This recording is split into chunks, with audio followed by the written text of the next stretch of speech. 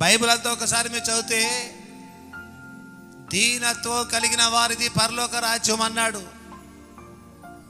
పరలోక రాజ్యం వీరిది అని ఎవరి గురించి సర్టిఫికెట్ ఇవ్వలేదండి.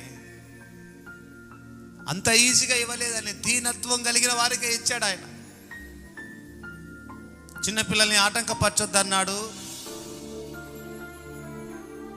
అభ్యంతరం కలగనివద్దన్నాడు. యేసు ప్రభుల వారు పరలోక రాజ్యము వారిది. యేసయ్య ఎప్పుడైనా అబద్ధం ఆడతాడండి? పొరపాటున కూడా ఆడాడు కదా. మన పరలోక రాజ్యం పోవాలంటే ఎంతో పెద్ద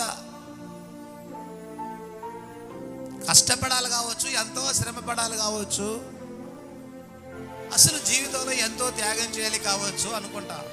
ఓకే, అదొక బిట్ కావచ్చు. సింపుల్ చిట్కాలండి, సింపుల్గా చెప్పేశాడండి ప్రభు. దీనత్వం నీకుంటే పరలోక రాజ్యం నేను ఇస్తా.